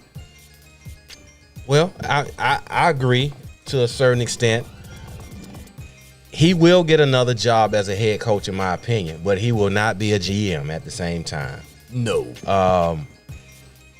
I heard on his way out before he finally got fired, him and J.J. Watt exchanged a heated back and forth. And that led me to believe that he doesn't have his team totally on board with what he's doing. Getting rid of your A1 players, that's Hopkins, DeAndre Hopkins, sending him away. That's not helping your quarterback. You know, Deshaun's still a young quarterback in this league, and you taking away one of his main weapon. What are you doing? It's like you're helping this team implode. You didn't replace him with anything that matters or significant. You're coming out 0-4. You're arguing and beefing with your best defensive player on the team. You got to go. And I think he will land on his feet. You know, I won't go off into that, but he will get another job, but just not, he won't have the GM title. Yeah, I mean, the only thing I can really derive for it is from the inside, looking at this situation, I think that management and the front office probably was looking at him like, look, if we hadn't drafted Deshaun Watson, this team would have been piss poor and we'd have fired you 3 years ago. I mean, you remember who we had as his quarterback before Deshaun? Yeah, Brian Hoyer. The dude that I just got finished trashing, he was starting in Houston for Bill O'Brien. And you know his backup was? Matt Schaub. That guy. Right. I'm sure as Falcon fans, you'll talk about Matt Schaub just as bad as I destroyed Brian Hoyer. Those were your 2 quarterbacks? And then the gift fell out the sky. You got Deshaun, and you had a really good defense, and you were expecting Deshaun to do the same thing that he was expected to do at Clemson. He dragged Clemson the years that he was there. It was him, just Deshaun or bust. And now he's being asked to do the same thing in the NFL. Like, get that man a team. That's right. That's right. I mean, look like this is going to be another wash season for him. This will probably be the worst season he's ever had as a starter. But they'll be able to actually build something from here. So, I mean, I hope that he's able to just finish the season healthy and nothing happened to him trying to do too much. And to your point about DQ keeping his job here in Atlanta, I don't know how that works at all. I have no idea what AB is doing, what he's thinking. Finally got him. And trying to help this team win. Maybe he's thinking along the lines that, hey, if we keep him, you know, we're probably going to be trash for the rest of the season, and we get a superstar quarterback that we can draft. You got Fields coming out, you got Trevor Lawrence, and whoever else after that. And maybe you can get your hands on a guy like that for the future here. And he may be holding out for a coach like Bieniemy in KC, who's coming up. His contract is up at the end of this season. So maybe he don't want to fire DQ yet because he don't have a hold of a good coach that can come in and he can put his hands on for long term. I don't know. Fire him and let teams know that the job is available. I agree. That's what I said. Had them already looking in there seeing like, man, what's their roster look like? What can I do with that? That's right. Don't do all that waiting. Get rid of him. He's hurting the team by keeping DQ on board for future talent and prospects as far as coaches coming here. Like you just said, if you get rid of him now, you're still probably going to tank. You're not going to have a successful season. And you put an interim coach in to the end of the season and you go out and find somebody just the same as if you keep DQ. But you can't keep that same energy around here, man. And I think what you're going to do is start to fester bad relationships, a culture that's already on thin ice. We need a change of pace here to where we should change the culture here so we can have a winning attitude and bring in something new. Mediocrity has been what this team has been labeled with ever since I was a youngin' supporting these guys back in the Barkowski days. And nothing has changed. Nothing. It's sad, man. Nothing. Like, just clean house. Like, you're wasting Julio's career away. You got a coach that clearly can't get it done. He's supposed to be a defensive guy, and you can't stop a nosebleed. Matt Ryan has every requisite weapon that he could have asked for in his life and can't get it done. Boy. Like, at what point do you blame the coach and the quarterback? Well, this year, you notice I haven't been hard on number 2. I believe DQ and those guys calling plays are clearly the problem in 2020. Clearly. Matt Ryan, he still has the good numbers and so forth, doing what he does year in and year out, but these guys calling the X's and O's are trash. Just plain and simple. Horrible. So, I mean, we're going to stick with the Matt Ryan narrative, moving on into the next piece. Oh, you have to, man. God. It's not actually about Matt Ryan, but he's a part of it. 5 of the top 10 leading passers in the NFL have 5 wins collectively between the 5 of them. So, I mean, at what point are we going to stop giving credit for all of these empty stats? Like, quarterbacks stuff the stat sheets and be like, oh, my God, he threw for 4,800 yards. He threw for 5,000 yards. But they went 7-9 and didn't make the playoffs. Like, quarterbacks are getting so much credit for being down every week and then throwing the ball a ridiculous amount of times, and then they're playing against prevent soft coverage, and all of a sudden they're just boosting up those stats, but they ain't winning. I agree. I mean, look at it. Dak Prescott is leading the league in passing by a mile. He's got 1,690 yards. Josh Allen is second with 1,326. He's got almost 400 yards passing more than the second highest passer in the league through 4 games. But what's their record? 1-3. And the only game they won was against another quarterback that's top 5 that ain't won no games. Matt Ryan is ranked 4th in the league in passing, but they ain't won no games. Matt Ryan is always amongst the top when it comes to numbers. It's all empty stats. I agree. Gardner Minshew is number 7. Teddy Bridgewater is 6. Like, Carolina ain't reeling off wins like that. Granted, he does have 2. He has the most wins of the quarterbacks up there in the top 10 that are on bad to mediocre teams. Then you got Joe Burrow is ranked 10th. I mean, we've watched the progression of Joe, him being a rookie. We're not going to just reel off on him yet. He's looking good. His team is not good. But you look at Dak Prescott and Matt Ryan, they have way too many weapons for them to be performing the way they are. Well, you shouldn't have to be coming back like this every week. And I totally agree. And that's why I didn't put it on Matt Ryan solely. This year in 2020, it's the guys with the headphones on the sidelines. DQ, shit, I can't even think it. Dirk Cutter, Raheem Morris, guys like that, man, they're absolutely blowing a great team, in my opinion, that we have. We have the talent. This year was supposed to be a breakout season for us, like every year. I'm tired of saying that shit, but it's our year. Yeah, right. You know what I'm saying? It's supposed to be our year, but clearly this year, I can't fault Matt Ryan. The guys with the X's and O's are the ones that actually blowing the game. They're doing a terrible job coaching, man. Shit. Why not pad your stats, Matt? All right, you know what I'm saying? I said something in your favor. Do what you do. I mean, shit. Don't look like trash because your coaches are trash, I guess. It's like, man, that same urgency you got when you down. Well, actually, Matt Ryan is in a peculiar situation. The rest of the guys, they get down and they have to throw the ball 100 times to come back. Matt's hustling backwards. He comes out and throws for crazy yards and gets huge leads, and then all of a sudden, the wheels fall off. You can't complete a pass anymore. Y'all can't stop nobody. I mean, that's just a weird situation. They do a terrible job here in Atlanta making adjustments on both sides of the ball. Dallas has been behind every game. They were able to come back against Atlanta, but they came back against everyone else and they couldn't get it done because they're trying to come back every week. That is not a formula for success. I mean, Gardner had a couple of good games, but I mean, outside of that, it's like, they're Jacksonville. We expected Jacksonville to suck. I mean, I don't understand how Gardner Minshew has that many yards passing. I mean, who is he even throwing the ball to?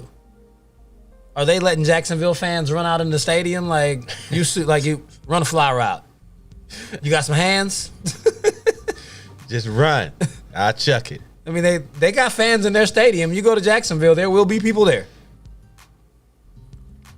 But it's pure craziness, man. Like just like I told you, man, we gonna give college a little bit of shine. But before we go there, we got to go back to basketball.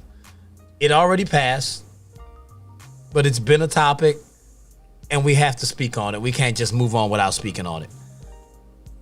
Everybody is on LeBron and some of the Lakers players for walking off the floor in the closing seconds of that Game 3 loss. People are saying, oh, well, that's not a good look. Kids are going to think that that's okay. It's bad sportsmanship. They were comparing it to the Pistons when they walked off and the Bulls beat them. It's like, man, it was Game 3. It's Game 3. It does not matter. The shot clock had actually run out. Like, well, the only issue there was the fact that there was a 0.7 second differential on the shot clock and the game clock, which LeBron and the rest of them did not realize. You figured the clock was going to run out and they was going to walk off the floor. Like, people are like, yeah, but they should have what? Went and shook hands? Because they're not allowed to do that. Every game, they walk off the floor. They don't go over there and hug the other guy and give him the nice little, hey, man, you're going to be real. Just keep at it. It's this or that or anything else that they normally do when they're playing at home. They're not allowed to do it. Did you see the post-game interviews? The person doing the interview be like 10 feet away from them with a mic that's on a 10-foot stand that they're holding up there so they can talk. And they talking through a mask. And we talking about he's supposed to have sportsmanship to stay out there on the floor to do what? You know, I don't ever come out on here and be like, oh, I'm going to go ahead and defend LeBron today, but this is stupid. Bruh, yeah, you said it all. There's nothing else to say behind that. I mean, like, in the situation that they're in, being in the bubble, like you said, they're not allowed to go over and say anything to the other players. Now, mind you, when they beat Denver in that series, they kind of shook hands and did all of that kind of stuff. I think LeBron went over to say something to Murray and stuff like that. But, you know, that was something a little different. But well, it was the end of the series. Right, that's what I'm saying. It wasn't Game 3 like, we're going to be back at it in 2 days. Right. And I've never been a big fan of that. If you lose and you feel a certain kind of way, like you don't want to talk to the press and be involved with all that, why should you? Go in the locker room. I mean, shit, kids do it. Adults do it. You know what I'm saying? That's just being real. You know what I'm saying? We human. We have emotions. We have bad days. We have good days. We shouldn't be forced, or they shouldn't be forced to go out in front of people and put up a facade and be fake about a loss. You know, you may say something that you don't want to say, then they'll take that and run with it, and it messes up the locker room perhaps for the next game and throws everything in a tizzy. So, I mean, you know, it's much to do about nothing. So, yeah, man, it's like what you want to promote everyone being a gracious loser. Bullshit. Like, man, all of this participation trophy society is like, man, why can't the man be pissed off because they lost? They played a really good game and Jimmy took it from them. That's that. It's bullshit. Jimmy's time to shine. I'm gonna go over here. We're gonna talk about how we not gonna lose again. Yeah, talk to the people that want to talk to you. Yeah, I mean, really, who wants to hear from the losers? The losers never get interviewed. No, you talk to the guys that won the game. So, I mean, really, what are we talking about here? That's how it works. That's that bullshiggity, ladies and gentlemen. You remember back in February when Kansas City won the Super Bowl? Do you remember the Jimmy Garoppolo interview? No. No. They lost. They did do a press conference, just like LeBron did a press conference, but it wasn't no interview right after the game on the field. All We they don't want to care talk. what you got to say. They want to know where you're going to celebrate. Yep. Disney. That's all they want to talk about. You know what I'm saying? Pretty much. Yeah. I mean, they don't want to talk to the losers, man. So miss me with that. Yeah, man. Fuck out of here. It's just dumb. So, man, 5 weeks of the college football season in the books, man. It's starting to shape up. And I say starting, and I mean starting. That's why we haven't been talking about it. The way the college football the schedule is shaped up, you've only had interconference play. Most teams have not played anyone worth a damn, so we don't know much about any of them. Right.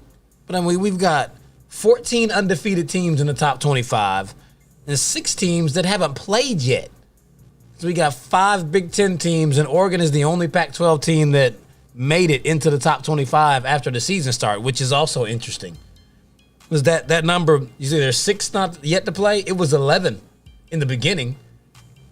There were 5 Pac-12 teams in and 6 Big Ten teams, and now that they've both declared that they're going to play and they put them back in the rankings, they only put 1 of the Pac-12 teams up there and all of the Big Ten teams back in. I mean, that's a little crazy right there. It's like if Oregon loses a game to anybody, they'll be like, nope, the whole conference ain't even getting in the top 25, let alone having a shot at making the playoffs. Like, that's a little foul. There's a lot of teams in the top 25 that ain't got no business being there because they never would have been there had they not taken 11 teams out in the first place. Exactly. So, I mean, that's kind of ridiculous. But, I mean, out of the we've got 3 SEC teams in the top 4. Bama, UGA, and Florida, respectively. Of those 3, which of those you think is winning the SEC this year? It's going to come down to Georgia and Alabama. And right now, today, I would say Alabama. Because of the quarterback situation and what we're dealing with here in Georgia. When you watch Alabama, they look like Alabama. Look like they hungry, looking like they got something to prove, like always, and Georgia's still trying to figure it out. So right now, in this day, Thursday, the 8th of October, I would say Alabama. You had to run down the whole date. Well, man, just looking at the 3, I mean, Georgia's the only one who's had a really big win. Because, I mean, they were scheduled to play against Auburn. It was a big win because Auburn moved way up the pole when they took the other teams out. So it made it look like it was more than it was. So they're like, oh, well, it's number 7. Like, this is major. And it's a big rival. It is a big rival, but Auburn was not as good as their ranking suggested. They were never ranked that high. A lot of teams are overranked because of the fact that they took other teams out. Like Miami's ranked number 7 right now. They got Clemson this week. They're going to get drugged. They're not that good. They haven't played anybody. They beat Florida State. Like, oh, yeah, it's Florida State. Florida State sucks. They've been bad for a while. Right. They have a name, but they're not good. So even though it was an impressive win, how they did come out and they smacked Auburn in the mouth. I mean, they just came out and straight handled them. But I wouldn't take Georgia over Florida or Alabama because of the way they're playing. I mean, Mac Jones is out there slinging it everywhere, and Florida's offense is looking like, I can't remember the last time Florida's offense was this explosive. I mean, like with Tim Tebow, it was different. It wasn't downfield explosive like he was bombing, but they were running, they were clicking on all cylinders. This is kind of like the Florida squad back in 96 with Danny Werfel, where they just airing that thing out. But the quarterback can run too. Or actually, you know what? I'm going to probably have a Florida fan come on and claim that I just completely disrespected him and left out the year. Because, you know, Tim Tebow didn't actually win both of those championships. Chris Leak was slinging that ball. When they won the 2006 national championship, that was all Leak. And Leak was letting it fly. Chris Leak just so happened to be a year or two before the onslaught of black quarterbacks and running quarterbacks coming into the league and doing their thing because he never got an opportunity. But he was that dude. So I'll say we haven't seen a Florida offense like that since 2006. I won't go back that far. We don't have to go back to Danny. It's not necessary. Well, Georgia, they're going to have to come out and prove themselves. They face the Gators November, early November, November 7th. And we'll see what Georgia's made of. We'll see what Florida's made of. That's going to be a huge game for both teams. And stay tuned. That's all I can say. Yeah, man, Georgia with the quarterback situation, man, that has to be figured out. Oh, it does. Without that being solidified in a real way, that team is hanging in the balance. You don't know what you're going to get week to week. Yeah, I mean, you just can't trust that at all. I mean, Florida, yeah, they played Georgia November the 7th. Okay. And they played in Gainesville. Well, it's a home game, but they normally play in Jacksonville. Are they still going to do that? I don't know. I don't know. Because of COVID, this might be the first time Georgia and Florida actually play at one of the schools. Normally, the home team really is just classifying who's going to wear the home and away jersey because they always play in Jacksonville. Right. But, I mean, Florida doesn't have Bama on their schedule. I see Florida running the table on their schedule. They got Texas A&M this week, LSU the week after. LSU, they're not the same team. They did their thing last year. Can't take anything away from that, but they are a far shell from what they were last year. They're going to fall out of the top 25 and lose a lot of games. I mean, outside of that Georgia matchup, they got Arkansas, Missouri, Vandy, Kentucky, and Tennessee. Florida ain't losing no games. They're going into the SEC championship game undefeated to face Alabama, and I think Mac Jones and Bama do what they're supposed to do because that's what they do. So I'm still taking Bama, but I think it's going to be Bama over Florida. Georgia's going to be on the outside looking in. They may only have one loss, but that one loss will be enough to keep them out of the playoff. I mean, a one-loss Florida team with a win over Georgia, no way Georgia's getting in. That's right. That's right. Not a slight to them. They can have a great season.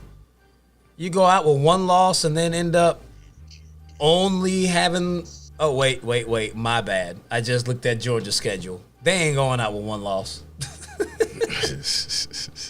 Georgia plays Alabama next in Tuscaloosa at night. Next Saturday night, they play in Tuscaloosa, 8 o'clock on CBS. You better enjoy this win over Tennessee because this all coming crumbling down next week in the T-Town. They'll lose 2 games. But I don't know, you got South Carolina again. At South Carolina. They beat you last year. I don't know. This could be very disappointing. 2 L's, potentially 3. I wouldn't pick South Carolina over them, but we didn't pick them to beat them last year either. Well, what I would say for Georgia, the one solid thing that they have going, they probably have the best defense in the country. They had like the number 2 ranked defense in the country last year. Well, they couldn't score. The sooner they figure out this QB situation and get that ball rolling, and it needs to be this week, that will go a long way in solidifying how they move forward. I don't think it's insurmountable, but it will be a challenge. It will be a challenge. The defense will keep them in the game, but it's going to take the offense to get them over the hump to actually win. They're not beating Alabama and Florida, but they are playing in Jacksonville because I just looked at it. Neither one of them says at. It's another neutral site.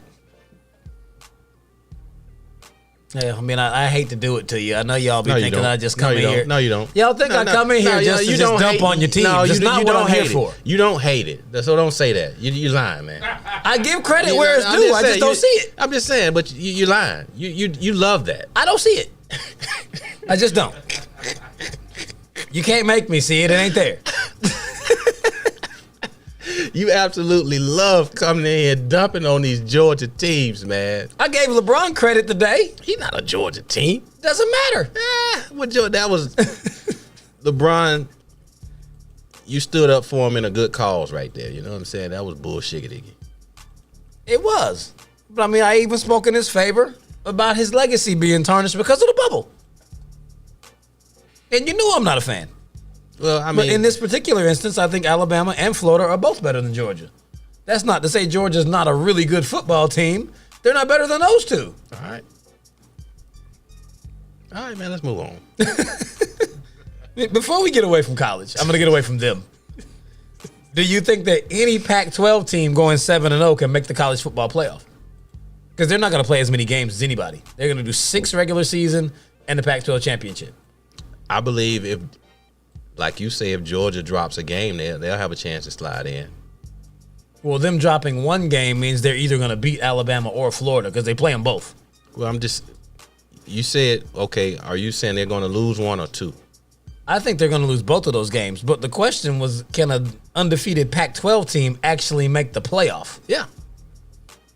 For that reason, if you got a top tier team like Georgia to fall out, and you got a Pac-12 team that can come in 7-0, they'll have a good argument. 8, if I'm not mistaken. They're the only team from the Pac that actually came into the rankings in the top 25. I mean, that's crazy in and of itself, but they're the only one that made their way in.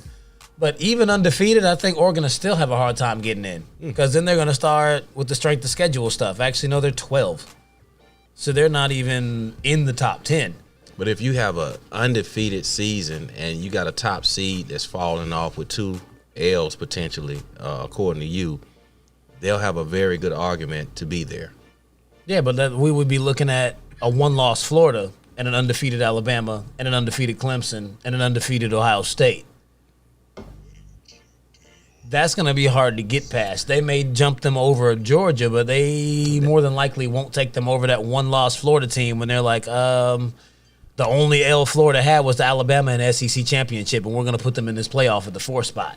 I said they have a good argument. I didn't say it'll work, but, they'll have a good argument. I mean, I think the only team in the Pac that has a chance at doing that would be USC. They'll get a jump in the rankings for beating Oregon, especially if they end up playing them twice, like play them in the regular season and then play them again for the Pac-12 championship. So you get at least some type of strength of schedule boost. But I think the only reason I would say SC is because of their name.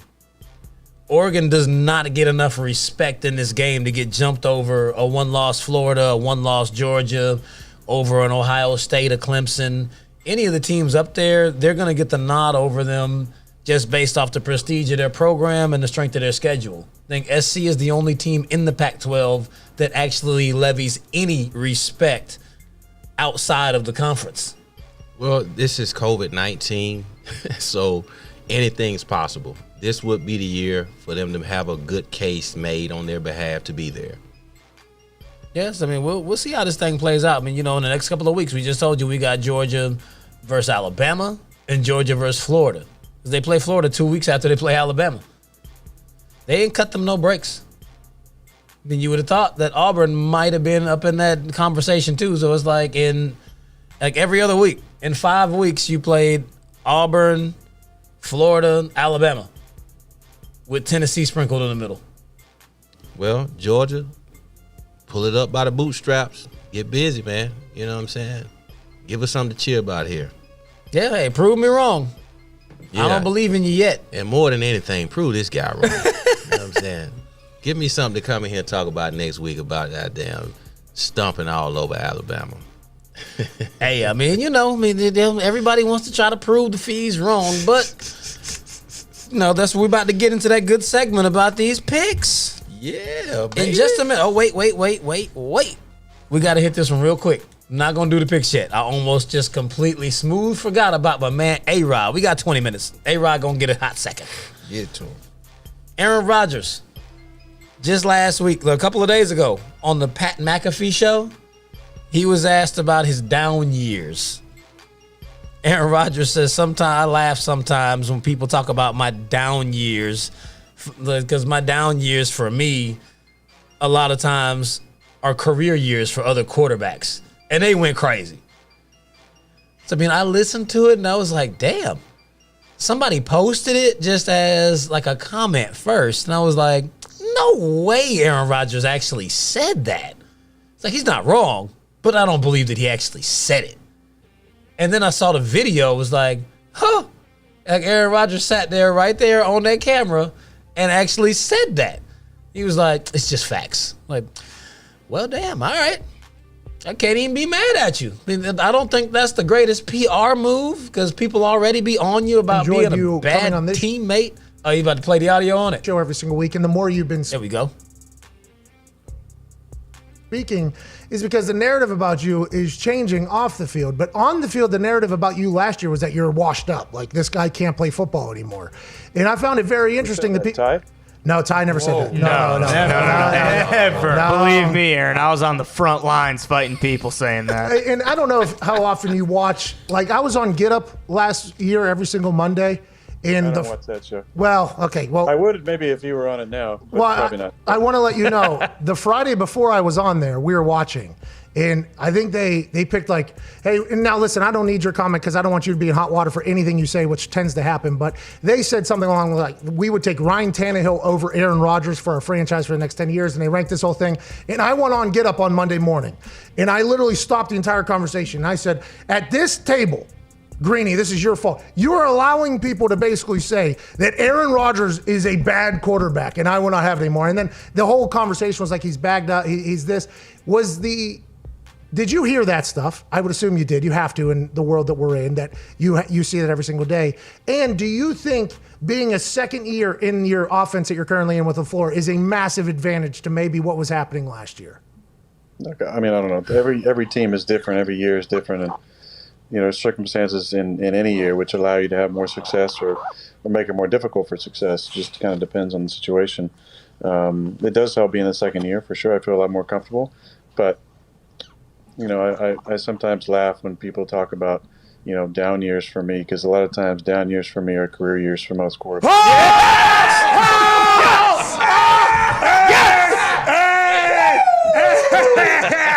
That was awesome. I am so happy you said that. Oh my God. That's just like, that is. Yeah. Drop a dime. That was awesome.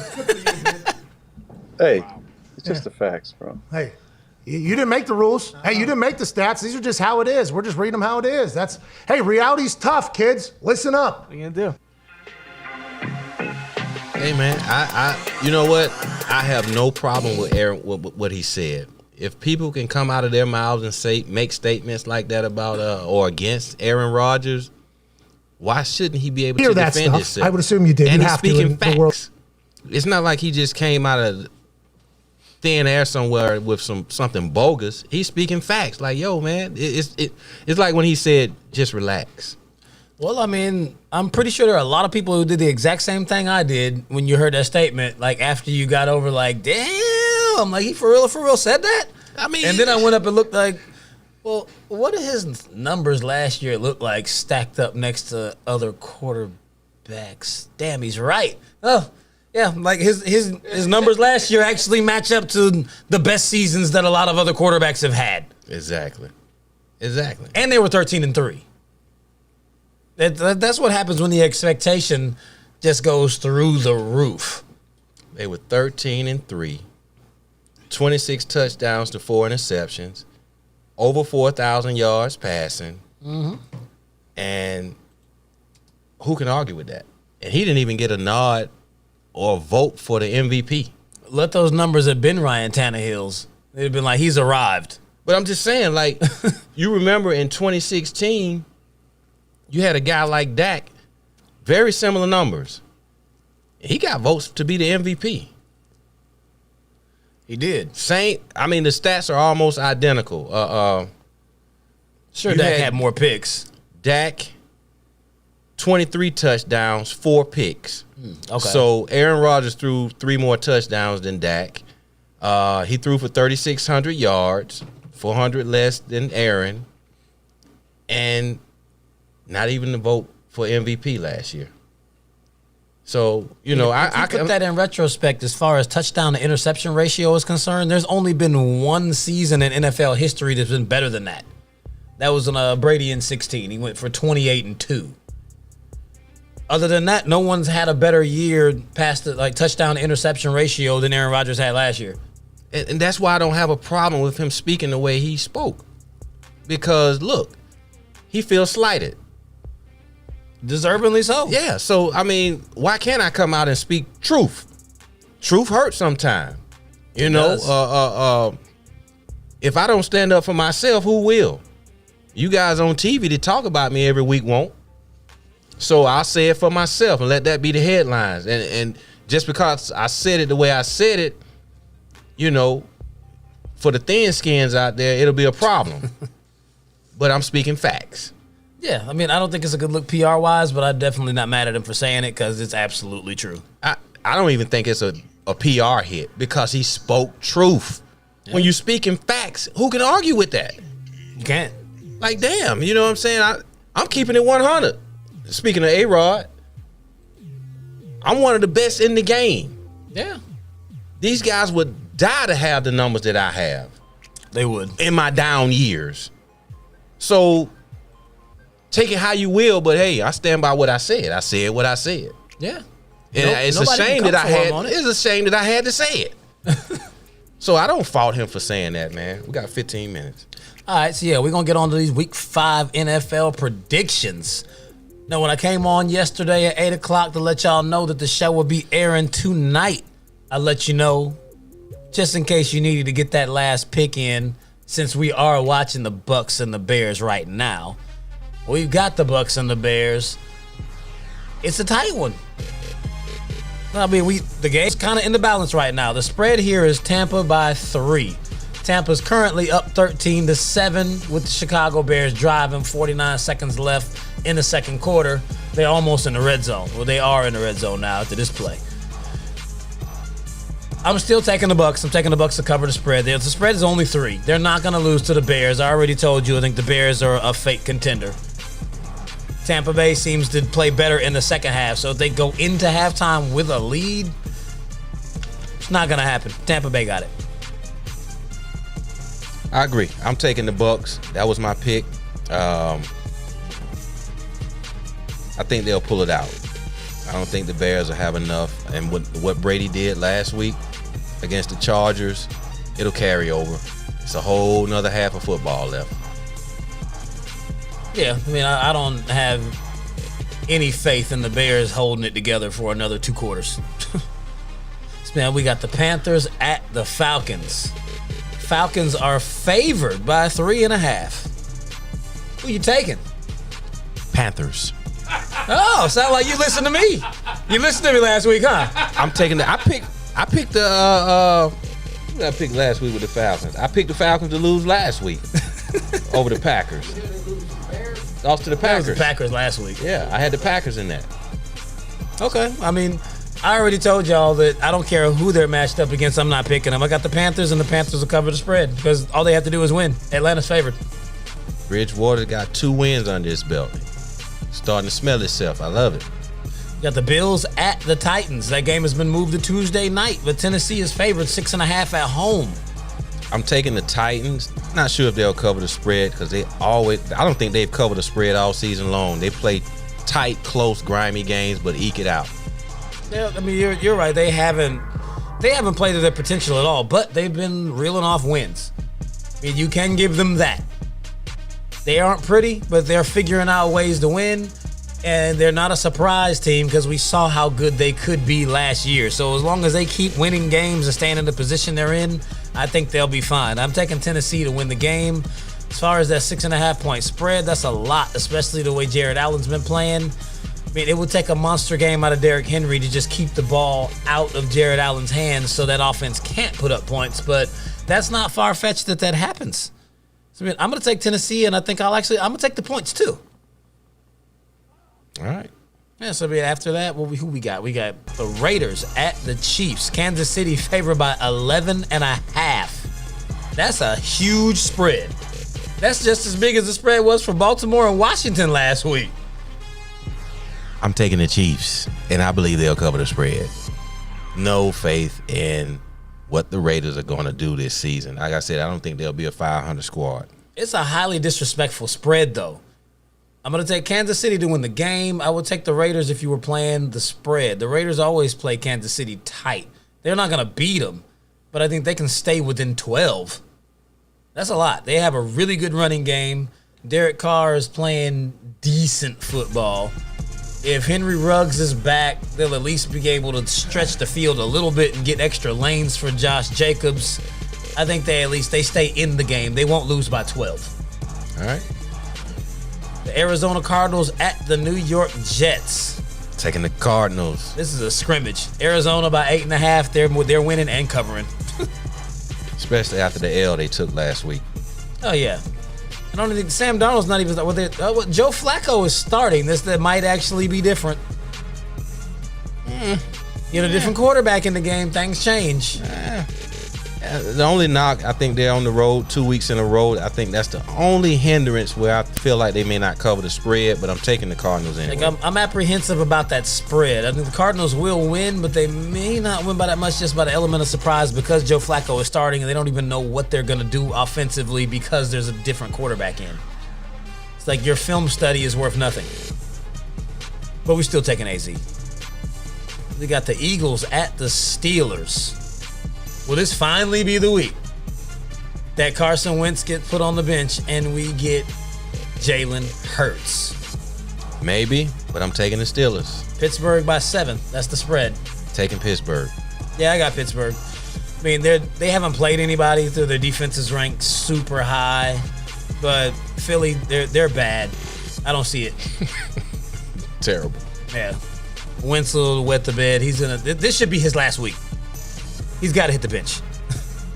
Got the LA Rams at the Washington football team. Taking the Rams. Rams are favored by 9.5 now. That's a big spread. Well, they're switching quarterbacks. They're putting somebody else in new, and I think it's a good chance they'll cover the spread.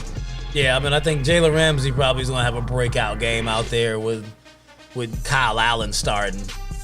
It's not like he's really that much better than Dwayne Haskins if he's better at all. They're still bad. Taking the Rams. Got the Cincinnati Bengals at the Baltimore Ravens. You got Joe Burrow coming out there. You think Joe can do it? Negative. Baltimore's favored by 13. Baltimore has these outlandishly high spreads every week. Taking Lamar Jackson. Yeah, I'm not going to pick against Baltimore in this game. Baltimore was highly disrespected against Kansas City, and they're taking it out on everybody except Kansas. I wouldn't pick them over the Chiefs, but they'll cover that spread. 13, they can do that.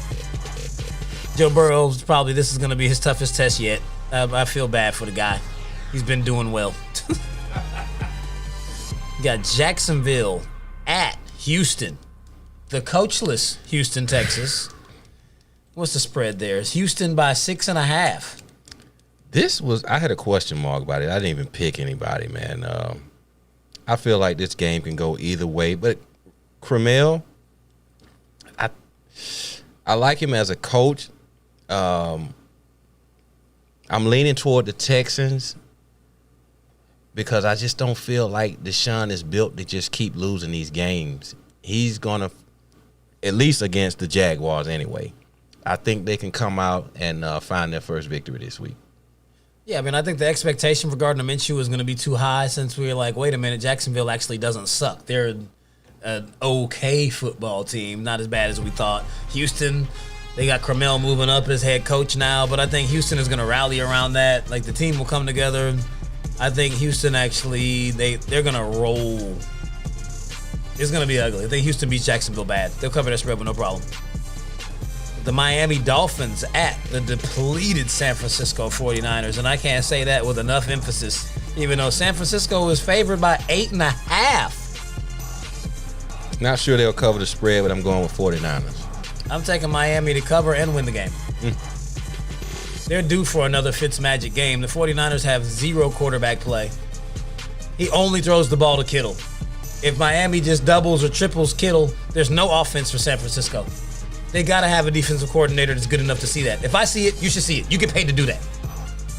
I think San Francisco's losing at home. The Colts at the Browns. This is an interesting matchup right here because, I mean, the Colts have been trending upwards. The Browns are 3-1, but people aren't believing in them, and neither does Vegas. The Colts are favored by 2.5 on the road. I'm taking the Browns. I'm taking the Colts. I don't have any faith in the Browns. The Browns had to do too many gimmick trick plays to actually do what they did against Dallas, and it was against Dallas. You did not arrive for putting up 49 points against the Cowboys. The Cowboys don't play defense. You just heard when their safeties come on, say they don't give 100% on all the plays. They don't play defense. They admit that they don't play defense. The Colts are going to beat the Browns. Got the Giants at the Cowboys. Cowboys. Them boys. The Giants are. Oh wait. That's the wrong game. My bad. I was like, wait a minute. Like the Giants are favored? No, Dallas is favored by 11. That's a big spread. I'm not sure they'll cover the spread, but I believe they'll win. Yeah, I got the Dallas winning that game, and I think against the spread, I would probably take the Giants. All right, so we got the Broncos at the Patriots, which has been moved to Monday. Patriots. Our spread on this game is New England by 10. We don't even know if Cam is playing in this game. I'm taking the Patriots. I'm definitely taking the Patriots to win. I don't know if they'll cover But the a spread. 10-point spread is huge. If Cam plays, 10 points easy. We'd have covered that spread against the Jets or against the Chiefs if Cam had played. But if Hoyer plays again, like maybe if Julian Edelman starts, I think we can cover the spread at quarterback. So who we got rounding this thing off? We got the Sunday night football matchup. The Minnesota Vikings at the Seattle Seahawks. I'm taking Seattle. Seattle by 9 is the spread. I'm taking Seattle and Seattle to cover. Yeah. The Monday night football matchup. The Saints host the LA Chargers. The Saints are favored 7.5. I'm taking the Saints. I think the Saints win this game. I don't think they cover. The Chargers have been surprisingly good. Yeah, week in and week out. I'm not sure they'll cover the spread, but I believe the Saints will come out and win. If you're taking points, I go with the Chargers. If you're going straight up, then I take the Saints. They will not win by 8. That's too much. The Saints have not been playing good enough football to beat anyone that bad, especially not a team that's been trending upwards. Hey, what was your record last week? Last week I was 12-3. I was 8-7. Oh, you see how every week I started off horrible. It was 4-12, and then 12-4, and then 10-6, and then 12-3. You see, as I get to see a little bit of more football, see what these teams are actually doing since we didn't get a preseason to judge any games off of. Now it's coming into play. And mind you, I was 12-3 last week, betting straight up. Off the spread, I was 13-2. I should have been 14-1. Don't know what happened to Miami in the fourth quarter. 6 minutes left in that game. It was 17-15. I told you Miami was going to keep that game dangerously close, and they had an opportunity to win. Threw a pick, gave up a touchdown, then the score looked way uglier than the game was. That was a 2-point game with 6 minutes left in the game down in South Beach. For 3.5 quarters, that game was exactly what I told you it was going to be. Yeah. So, sometimes I have to just go on a hunch. I was that close to having it. But y'all, please be with me on this one. Every week, it's getting better and better. My percentage is up. I'm at 60% for the season after starting off horrible. I'm coming all the way up. Y'all go ahead and make sure y'all bet with FamousFeez. Y'all know what it is. I'm going to always give you the full breakdown, the analysis. My picks are on point minus week 1. So make sure you tune in every Wednesday. This was a special Thursday night. Appreciate everybody that made your way on in. Even though we didn't give it to you last night, you followed us on into Thursday night. Man, there's always love. We'll have plenty more to talk about. We'll come in. You can tell me where I was right, where I was wrong. If you dare to call in, I will destroy you. Appreciate y'all. You know how to find me. Facebook, Instagram, Twitter, FamousFeez. I'm out. Yo, thank everybody for tuning in tonight. We appreciate it, man. You could have been anywhere else in the world, but you were right here with us.